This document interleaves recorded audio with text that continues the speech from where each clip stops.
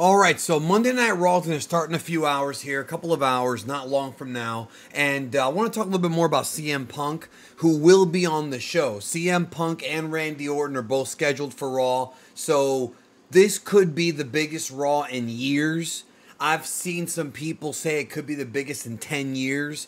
I kind of see where they're coming from because with CM Punk now jumping back to WWE, this is the craziest time. I mean, look, man, I lived through the Monday Night Wars. Some of you guys did who are watching this. Some of you guys did not.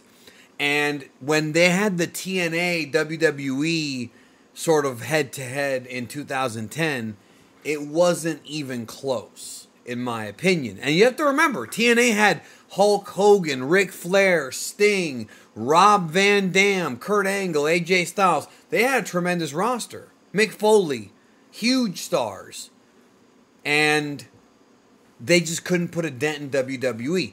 Now, even though Dynamite is not head-to-head with Raw or SmackDown, even though they have been head-to-head a couple times, like the NXT one a few weeks ago, and of course, this past weekend they were up against Survivor Series. They had a 3-hour block, one of Rampage and then 2 hours of Collision. And then the week before, they were on Friday against SmackDown. So, and they got squashed every time. So, they have competed. But here's the thing. You can't tell me otherwise. This is the closest we've gotten to having it feel like the Monday Night War.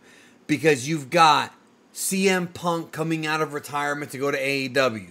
You've got a bunch of guys getting dropped during the pandemic that end up in AEW. Guys like Keith Lee, Adam Cole, Ruby Riott, tons of people, right? And then on the other side, you've got, and then of course Edge. You know, obviously Edge is going to AEW is another big move. I mean, that's Edge. I mean, that guy's been WWE for life. And you've got guys like Christian going over there, Ric Flair, Sting, whatever your opinion may be. The point is that there are wrestlers that are moving back and forth between the companies. You've got bidding wars going on for talent.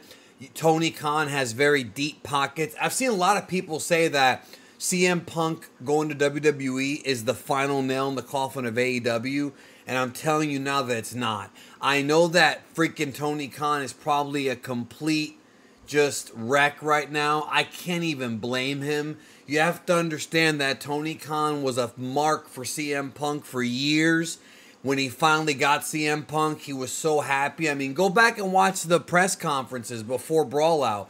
Watch how this dude was smiling. It was almost like Tony Khan came off like he was dating the hottest girl, like the cheerleading captain or something at the prom. That's how he came off, you know, the smile on his face, like, you know, we got CM Punk, their ratings went up, their buy rates went up, things seem to be growing for AEW, and now it's like the opposite. So from what I understand, I want to talk about this with you guys, and please leave a comment about this down below. So from what I understand and what Triple H said, last week is when everything was sort of talked about. Now, I found out today that the graphics for CM Punk's entrance, those were done on Tuesday, this past Tuesday. So that means that even though Triple H and Nick Khan knew, they really weren't the only ones that knew. Other people in the company knew, but it was a very small number. Now, according to Dave Meltzer, the guys in the main event knew. Seth Rollins knew. Drew McIntyre knew. All those guys knew. Cody. So this idea of these guys being shoot mad, I don't know how many times I have to explain over and over again. It's an angle. It's a work. Yes, Seth Rollins did insult CM Punk. He did call him locker room cancer. That is what he did. That's what he did. And they're going to turn that, because I don't think Seth really likes CM Punk. I do believe that he doesn't get along with Phil Brooks. But they're going to work together and make a ton of money. And you know they will. That's your night one WrestleMania main event. CM Punk, Seth Rollins. That's your main event for night one. Right there. Roman Reigns versus Cody. Finish the story night 2. Now look, what I wanted to talk to y'all about is this, okay? I've seen a lot of people today say that they think, and maybe this is a conspiracy theory, but they believe that CM Punk purposely got himself fired from AEW. Now, normally, I would sit here and say, that's silly, you're thinking too hard, you're doing the flat earther thing, you know. No, I actually think there's a possibility this could have happened. Don't forget that CM Punk went to go visit Triple H and WWE backstage. And if you remember, what happened was, and this is before All In, what happened was they told him to go home. This is during the suspension time before CM Punk came back to AEW. Now, here's the thing. Let me explain to y'all why I think that this return to WWE was probably planned for a long time and not just a last-minute thing. I think that Punk and Triple H and Nick Khan finalized it in the past week, but that doesn't mean they weren't working on it since before. There's a possibility that CM Punk and Triple H talked about him jumping back because he didn't want to be in AEW anymore. There's a possibility that they could have made a deal. But here's the thing. The reason why Triple H and CM Punk will never publicly admit that they discussed him coming over in May or June or in Chicago before All In is because that could be considered contract tampering. There are laws where if you're under contract, say you're under contract to AEW, and you're under contract for 3 years, and your contract does not expire until 2025, let's say I work for WWE, we can have a conversation, but we cannot discuss, legally, we can't discuss the contract until the contract is almost done or after it's done. You understand what I'm saying? This is how it works across the field. The contract tampering is a real thing. However, this kind of stuff happened all the time. It's just that people don't admit to it because then you're admitting to a crime. This happens all the time. Tony Khan himself talked to people, obviously, before he gave them contracts. Like there's no question about that. Same thing with WWE whenever they talk to somebody from AEW or anywhere, you know, but they don't ever admit it because, like I said, it's not legal. They can talk like adults, but they can't discuss terms of contracts until one expires. So I do believe that this whole thing was, I don't know if it was totally orchestrated. I'm not saying that. I'm not saying the whole thing was planned out. I want you to leave me a comment.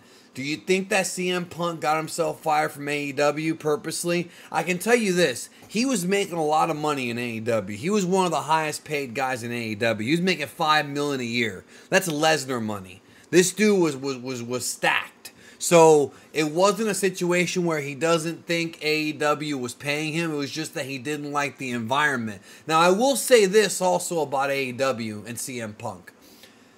I feel like if this run works well for Punk, if he actually doesn't get into any trouble, I feel like it's going to look really bad on AEW because then it's going to be like, well, look, those are the guys that messed up, not me. They're the ones that act like babies, and there's truth to that. The Young Bucks not wanting to talk to him until he proved himself, that was ridiculous. That was ridiculous.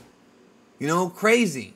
But the thing is, I feel like even if it's directly or indirectly on tonight's Raw, Punk has to address everything. He has to address AEW, even though he might not say the letters AEW. He has to address his not being in wrestling for 7 years or whatever it was. He has to address that. He has to address the comments he made about WWE and why he came back.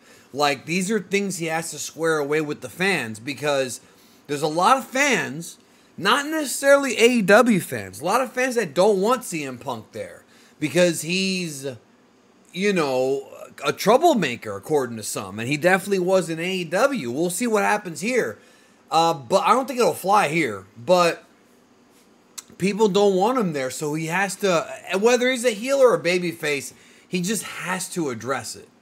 You know, he has to address everything, and he has to really let everybody know what's up. Now, again, I don't think he's going to insult AEW. I don't think he's going to attack them or anything crazy like that. But he's going to have to say something. And I actually feel bad for Tony Khan, guys, because apparently MJF is hurt. So he's got a torn labrum. So their top guy, their top TV draw is hurt, man. He's still going to wrestle Samoa Joe on the pay-per-view, but the dude is banged up, and that's not good. So it's insane. And then we've got, Cody and Jade Cargill also coming over, crazy. But anyways, about CM Punk. So the graphics were done last Tuesday. Everything, according to PW Insider, they're saying that the contract was finalized like on Saturday, like in the daytime or sometime before the show, and that he was going to, it's a multi-year deal. So he's not just going to be there until WrestleMania. He'll be there past WrestleMania, maybe 2-3 years. Unless, of course, he gets into trouble and gets into fights and stuff, which we'll see what happens, man. Like, it does sort of feel like AEW, EVPs, and Punk were like oil and water. I'm not saying that because I dislike the Young Bucks or anything crazy like that. I'm only saying that because sometimes you just don't get along with other people. Punk couldn't get along with the Young Bucks.